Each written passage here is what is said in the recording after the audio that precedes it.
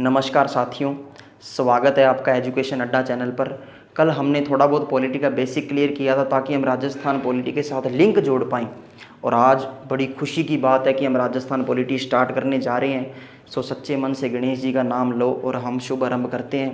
देखो, कल हमने देखा था कि कॉन्स्टिट्यूशन के अंदर 22 भाग होते हैं। उस 22 भाग में से जो छठा नंबर भाग है, मैंने आपको कल भी बताया था, किस बारे में बताता है? राज्य के बारे में। राज्य मतलब स्टेट, और स्टेट मतलब यूपी, बिहार, कर्नाटका, ये वाली स्टेट। ठीक है, इसके अंदर आर्टिकल कहाँ से कहाँ तक 152 से लेके 237 तक जो आर्टिकल है ये हमें पढ़ने हैं, राजस्थान पॉलिटी के अंदर स्टडी करनी है। ठीक है, ये तो हो गया, मैंने आपको बता दिया कौन सा नंबर भाग राज्य के बारे में बताता है और हमें क्या पढ़ना है। अब समझो थोड़ा सा बेसिक, जो राज्य सरकार है यानी कि स्टेट गवर्नमेंट, इसको चलाने के लिए क्या क्या चीज़ों की ज़रूरत पड़ती है। देखो भाई, हर चीज़ को चलाने के लिए, मैनेज करने के लिए, उसके पिलर्स की कह लो या यूनिट्स की कह लो, चाहे पर्सन कह लो, हमें ज़रूरत उसको मैनेज करने के लिए पड़ती है।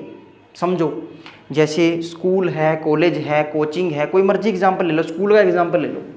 स्कूल के अंदर वाइस प्रिंसिपल सर की ज़रूरत है, प्रिंसिपल सर की ज़रूरत है, टीचर्स की ज़रूरत है। क्यों? कंप्यूटर ऑपरेटर की ज़रूरत है। क्यों? उसको मैनेज करने के लिए, स्कूल को चलाने के लिए। तभी तो स्कूल मैनेज हो पाएगा, तभी तो चल पाएगा। बिल्कुल। तो राज्य सरकार को भी चलाने के लिए अलग अलग इसके पिलर बनाए गए हैं। वो पिलर कौन कौन से हैं? इनको कहते हैं पिलर, हिंदी में कहते हैं स्तंभ। कौन कौन से हैं? कार्यपालिका, विधायिका, न्यायपालिका। यानी कि राज्य सरकार को चलाने के लिए 3 पिलर्स की जरूरत है, कार्यपालिका, विधायिका और न्यायपालिका। अब ये होता क्या क्या है समझो। सबसे पहले कार्यपालिका, मैंने आर्टिकल लाइन वाइज लिख दिए, 153 से लेकर 167 तक कार्यपालिका के अंदर आर्टिकल आएंगे ताकि आपको अंदाजा हो जाए, ताकि पेपर के अंदर आपको कोई भी जैसे राज्यपाल के बारे में पूछते तो वहाँ पे तो थोड़ा हिंट ही चाहिए होता है। अगर अपने को ग्रुप में याद है आर्टिकल तो थोड़ा सा हिंट लग गया तो अपना वहीं पे आंसर सही होने के चांसेस पूरे होते हैं। इसीलिए मैंने यहाँ पे ग्रुप बना के लिख दिया और ऐसे ही आप याद कर लेना ताकि आपको एक तरीके से अंदाजा हो जाए भी 153 से लेकर 167 तक कार्यपालिका के अंदर है, 168 से लेकर 212 में विधायिका के बारे में है और 214 से लेकर 237 न्यायपालिका। बीच में जो 213 मैंने छोड़ दिया वो राज्यपाल का अध्यादेश है, उसके बारे में भी पढ़ेंगे अपने। ठीक है, तो अब कार्यपालिका होता क्या है ये याद रख लेना ऐसे करके। अगर थोड़ा सा हिंट चाहिए तो कवि, यानी कि पहले कार्यपालिका के आर्टिकल आएंगे, देखो कैसे और ये भी कवि, इतना हिंट तो बहुत है। ठीक है, अब कार्यपालिका, विधायिका होता क्या है पहले विधायिका समझो। विधायिका के अंदर ये क्या काम करता है? ये कानून बनाने का काम करता है। यानी कि कोई भी कानून बनेगा तो सबसे पहले बिल आएगा। तभी मैंने यहाँ पे स्पेशल नोट लिखा है भी बिल होता क्या है, मुझे बिल भी बताना है आपको कि बिल होता क्या है, एक्ट क्या होता है। समझो, सबसे पहले कोई भी कानून बनेगा, चाहे वो जीएसटी लागू करनी है आज से, चाहे आज से टैक्स बढ़ाना है, चाहे टैक्स घटाना है, चाहे जन आधार कार्ड लागू करने हैं, चाहे आधार कार्ड लागू करने हैं, कोई मर्जी कानून है, चाहे चलान बढ़ाना है, चाहे चलान घटाना है, चाहे नियम बनाने हैं, कोई किसी तरीके का मर्जी कानून है। अगर कानून बनाना है तो सबसे पहले आपको बिल लाना पड़ेगा। कहाँ पे लाना पड़ेगा जी? विधानसभा के अंदर। विधान परिषद का फिर क्या रोल है? विधान परिषद कोई जरूरी नहीं है कि सारे राज्य के अंदर हो। हमारे राजस्थान के अंदर विधान परिषद नहीं है, हमारे राजस्थान के अंदर विधानसभा है। ठीक है, ये 6 राज्यों में होती है अभी तक विधान परिषद। ठीक है, तो सबसे पहले विधानसभा के अंदर बिल आएगा। बिल आने के बाद वो पास होगा, सारे सहमति भरेंगे कि हाँ हम बिल के सहमति भरते हैं कि बिल सही है, बिल्कुल पास कर दिया जाए। उसके बाद राज्यपाल साहब साइन करेंगे। उसके बाद साइन, जैसी साइन मारे गुग्गी मारी, गुग्गी मारने के बाद क्या हो गया? ये बन गया एक्ट, यानी कि कानून बन गया। तभी तो विधायिका का प्रमुख किसे कहते हैं? राज्यपाल को। यानी कि राज्यपाल के साइन करती ये क्या बन जाता है? कानून बन जाता है। बिल को हिंदी में कहते हैं विधेयक। ठीक है, ध्यान रह जाएगा। ये लो जी, ये तो हो गया, मैंने आपको प्रोसेस बता दी कानून कैसे बनता है। ये मैं आपको एक तरीके का इंट्रोडक्शन दे रहा हूँ, समरी बता रहा हूँ भी ये क्या काम करता है, ये क्या काम करता है, ये क्या काम करता है। अपने को इसको डिटेल से पढ़ने हैं सारे आर्टिकल।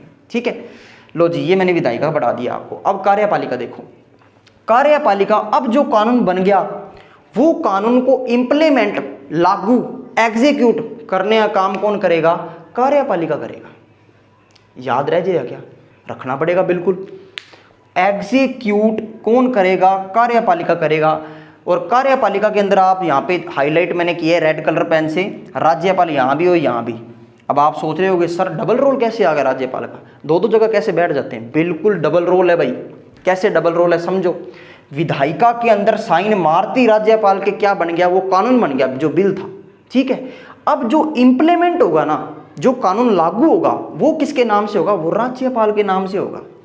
आपने अखबार वगैरह में पढ़ा होगा, कोई भी कानून बनता है नया तो राज्यपाल के नाम से ही बनता है। फिर इसका मतलब सर कि राज्यपाल ही कानून बना रहा है, या राज्यपाल के नाम से अगर बन रहा है तो सारे काम राज्यपाल कर रहे हैं? ना भाई ना, ऐसा नहीं है। सारे काम राज्यपाल नहीं कर रहा, राज्यपाल को तो सिर्फ नाम चल रहा है। तभी तो राज्यपाल को सैद्धांतिक प्रमुख कहते हैं। ये देखो, ध्यान रखो, राज्य का सैद्धांतिक प्रमुख किसे कहते हैं? राज्यपाल। सैद्धांतिक प्रमुख का मतलब होता है फॉर्मल, फॉर्मेलिटी वाला, सिर्फ एक तरीके से। अब जैसे फॉर एग्जाम्पल समझो, मैं आपको एक एग्जाम्पल देता हूँ। जैसे आपने शादी का कार्ड देखा होगा, शादी के कार्ड के नीचे हमेशा हमारे घर के बुजुर्गों का नाम लिखा होता है, दादाजी का, परदादाजी का।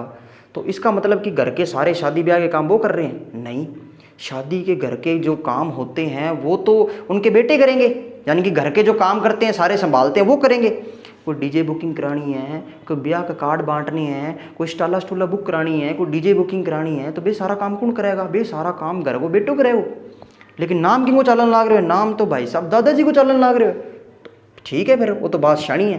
तो वो बात हो गए, यानी कि जो घर के दादाजी हैं वो फॉर्मल का काम कर रहे हैं, एक फॉर्मेलिटी का काम कर रहे हैं वहाँ पे। वैसे तो राज्यपाल है, राज्यपाल भी तो फॉर्मेलिटी का ही काम कर रहे हैं, साइन कर रहे हैं, उनके नाम चल रहा है बस। लेकिन वास्तविक कौन काम कर रहा है सर? वास्तविक काम कर रहा है सीएम और उसकी मंत्रिपरिषद। जितने भी मंत्री होते हैं वो काम करते हैं, मंत्रिपरिषद के अंदर सीएम आ जाता है। समझ गई बात क्या? चलो आगे चला। सीएम, मंत्रिपरिषद, महाधिवक्ता क्या होता है? सीएम समझ गए, वास्तविक प्रमुख कहते हैं इसको राज्य का, इसको सैद्धांतिक प्रमुख कहते हैं, यानी कि फॉर्मल जो हेड होता है उसे राज्यपाल कहा जाता है, राज्यपाल को कहते हैं। और जो महाधिवक्ता होता है उसको इंग्लिश में कहते हैं सोलिसिटर जनरल। महाधिवक्ता का क्या मतलब होता है? महाधिवक्ता का मतलब होता है एक तरीके से आप सरकारी वकील मान लो, जो सरकार के लिए वकील है, वकील का काम कर रहे हैं, वो महाधिवक्ता है। बस सिंपल सी बात है। तो ये भी कार्यपालिका के अंदर आ जाएगा। समझ गए बात? हमने ये कर लिया, बिल समझ लिया, एक्ट समझ लिया। अब आ जाओ न्यायपालिका पे। न्यायपालिका के कहाँ से कहाँ तक है आर्टिकल भाई? 214 से लेके 237 तक। इसमें क्या क्या आ जाएगा? इसमें जी उच्च न्यायालय आ जाएगा, जिला न्यायालय आ जाएगा, अधीनस्थ न्यायालय आ जाएगा, यानी कि सारे के सारे हाई कोर्ट, डिस्ट्रिक्ट कोर्ट और सब ऑर्डिनेट कोर्ट किसके अंदर में आ जाएंगे? न्यायपालिका के अंडर में आ जाएंगे। अब न्यायपालिका का क्या काम होता है? न्यायपालिका का काम होता है ज्यूडिशियल रिव्यू का। ज्यूडिशियल रिव्यू का मतलब होता है न्यायिक समीक्षा। अब क्या होता है इसमें? पॉलिटी में सिर्फ शब्दों का हेर फेर है। अगर अपने को शब्द समझ आ गए तो मतलब अपने पॉलिटी बिल्कुल इजी तरीके से कर सकते हैं, कोई दिक्कत नहीं है। तो शब्दों को समझो। अब न्यायिक समीक्षा का मतलब ही क्या होता है? रिव्यू करना, दोबारा से उस चीज को परखना। अब देखो किस चीज को परखा जाता है यहाँ पे जी? न्यायपालिका ये चेक करती है कि जो कार्यपालिका इंप्लीमेंट लागू कर रही है कानून, वो क्या संविधान के अकॉर्डिंग कर रही है। क्या विधायिका कानून बना रही है वो हमारे संविधान के अकॉर्डिंग बना रही है? क्योंकि हमारे लिए तो हमारी पवित्र पुस्तक और हमारे संविधान ही है।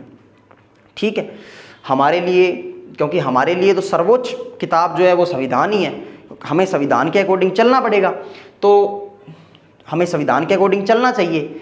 न्यायपालिका, अब न्यायपालिका क्या करती है? ज्यूडिशियल रिव्यू, यानी कि ये देखती है क्या कार्यपालिका अपना काम, यानी कि जो कानून लागू कर रही है वो ढंग से तरीके से संविधान के अकॉर्डिंग कर रही है कि नहीं कर रही। विधायिका है वो अपने ढंग से काम कर रही है, जो कानून बना रही है वो अपने संविधान के अकॉर्डिंग बना रही है या नहीं बना रही। अगर ये संविधान के अकॉर्डिंग नहीं है तो इसको कौन रद्द कर देगा? इसको न्यायपालिका रद्द कर देगी। समझ गया बात के? बिल्कुल। देखो अब इसके अंदर कौन आ जाएगा? उच्च न्यायालय, जिला न्यायालय और अधीनस्थ न्यायालय। जो देश का, ये बात ध्यान रखना, जो देश का सर्वोच्च न्यायालय होगा वो सुप्रीम कोर्ट होगा। इसलिए मैंने यहाँ पे सुप्रीम कोर्ट नहीं लिखा, क्योंकि हम पॉलिटी कौन सी? राज्य की पॉलिटी कर रहे हैं और राज्य सरकार देख रहे हैं भी उसके कौन कौन से पिलर हैं, तो उसके अंदर सुप्रीम कोर्ट नहीं आएगा। राज्य का सर्वोच्च न्यायालय कौन सा होता है? हाई कोर्ट, यानी कि उच्च न्यायालय। और उच्च न्यायालय के अंडर में कौन काम करता है? जिला न्यायालय, यानी कि डिस्ट्रिक्ट कोर्ट। और जिला न्यायालय के अंडर में कौन होता है? अधीनस्थ न्यायालय, यानी कि सब ऑर्डिनेट कोर्ट। समझ गए क्या? ये लो जी, ये मैंने आपको सारा ये स्ट्रक्चर बता दी कि राज्य सरकार कैसे चलती है। अब अपने को ये सारा डिटेल के अंदर पढ़ना है, और डिटेल के अंदर पढ़ लिया तो अपनी राज्य पॉलिटी, राजस्थान की पॉलिटी होगी। ठीक है, चलो जी आज के सेशन समाप्त करते हैं। अगर आपको कोई भी चीज़ में समस्या हो किसी भी तरीके की तो आप कमेंट बॉक्स में लिख दें, मैं आपकी समस्या का जरूर हल करूँगा। अगले सेशन में मिलते हैं। आज के लिए गुड बाय, थैंक यू।